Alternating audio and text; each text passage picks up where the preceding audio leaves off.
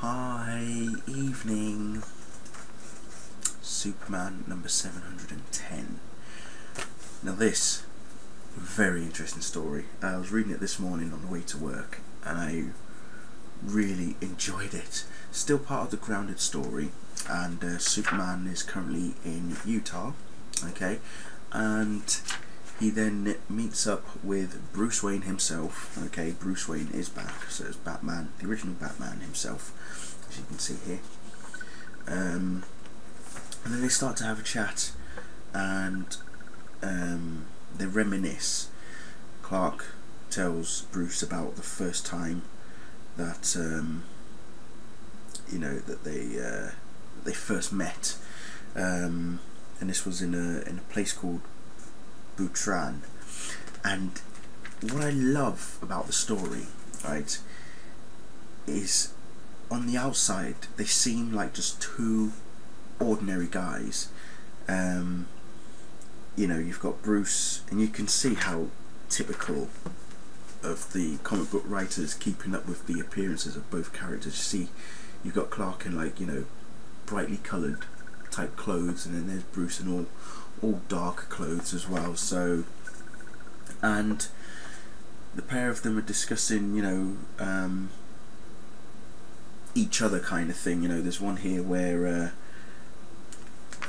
Bruce pretty much says to Clark, "Oh, you don't look Butraanese," and Clark says, "Me? I'm not," and then he realises that Bruce was actually joking and says that he's from Smallville, and then Bruce says, "Well, our car broke down in Smallville in the middle of a cross-country trip when I was a boy." Clark says, "What did you think of it?" Bruce was like, "Never got out of the car, and when we hit the West Coast I caught the first flight back home to Gotham City." So not much for the West Coast, is he?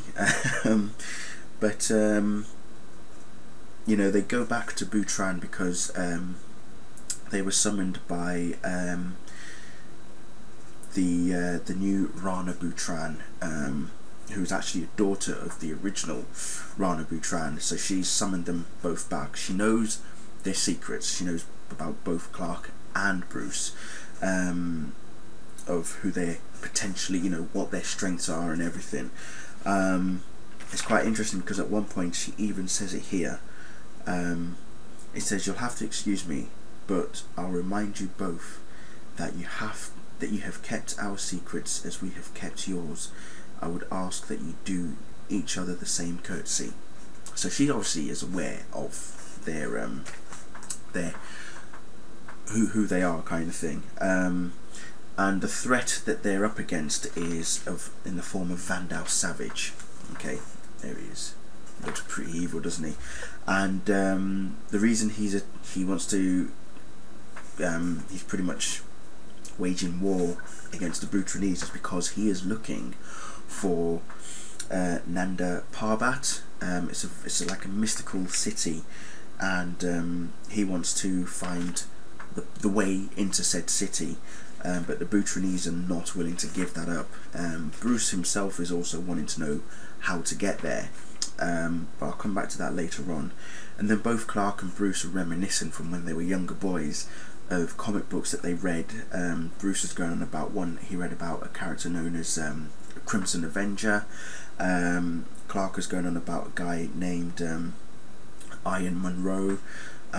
So they're pretty much characters that they've read about, that pretty much they relate to, gives them an insight of who they're going to become in the future. And as the story goes on, as I say, the other thing was they're forming their battle plan. And there's a bit here that Bruce says, "It looks like this pass is their only route into the mountains, but we don't have the machinery or manpower needed to block it in time." And then Clark just turns around and goes, "Don't worry, I can take care of that." And Bruce is like, "By yourself?" Clark's like, "Don't worry, I'm stronger than I look." I'll tell you what, true words have never been spoken, because as soon as they mount the attack, wow, Bruce, I don't think Bruce is actually that surprised with Clark's abilities, because even Bruce surprises Clark with his abilities. He is trying to figure out how to attack the bad guys without like Clark uses brute strength, but you know, Bruce is thinking, well, how can I use what can I do to you know, attack these guys? And then he's thinking, well, hang on.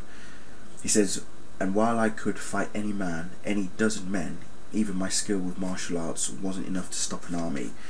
If we were going to defeat the invaders, we would have to use psychology, use fear as a weapon. So I found the most frightening thing I could think of, none other than bats, and he uses those bats to full effect. As I say, eventually when the fight is over and they win, you know, it's just amazing how Bruce then turns around and says, "You weren't kidding when you said you were stronger than you look, Smallville." And then Clark replies, "Not too shabby yourself, Gotham." So they're both calling each other by their city names, you know, Smallville and Gotham, which I think was pretty awesome. You know, and then towards the end you hear, you know, Bruce is saying that he prefers to work alone, whereas Clark is saying that, you know, hopefully we can work together again someday. And then it comes back to the present day, of which then Bruce pretty much reveals to Clark the reason why he's taking this walk across America, and it's pretty much because he's grieving. You know, he's grieving at the fact that, you know, when he was a little boy, he didn't know that, you know, he lost his biological parents to a planet being exploded until he was grown up and was told, you know, Jonathan dies as well, and then eventually New Krypton arrives, and then New Krypton gets destroyed. So all of that is why, you know, Superman is taking this walk across America, because he is grieving. You know, Superman is saying that eventually it's going to get better, but Bruce is like, no, it's not going to get better. You know, Batman knows that it's not going to get better. And you know, as I say, they pretty much discuss where they are now, especially with Bruce and his whole Batman Incorporated group. You know, there's like a Batman pretty much everywhere now. And he actually says it here. He says, "Once I patrolled the dark alleys of Gotham City alone. Now Batman will be everywhere that it's dark. If one Superman serves the cause of truth, justice in the American way, how much more could a whole squad of Supermen do?" You know, and it's kind of like telling Superman, you know, think about it. You know, yes, you can do all these amazing things, but what's to say that you haven't inspired other people to do a similar thing that you're doing? You know, what's to stop other people being a Superman like you are? You know, so, and it says it here, you know, he says, and remember, you know, Batman pretty much says here to Superman, and remember, I've got the shadows covered, Smallville. We need you out in the light. And as I say, this, it's just an awesome read. It's like an insight into Bruce and Clark that I've never seen before. You know, knowing how these two are so awesome together, and yet how so far apart they are at the same time.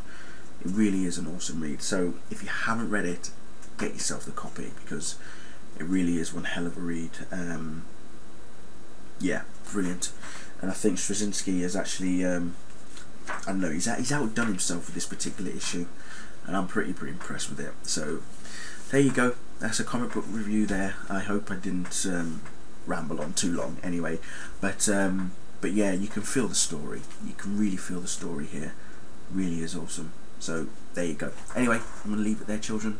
Thank you for watching. Good night.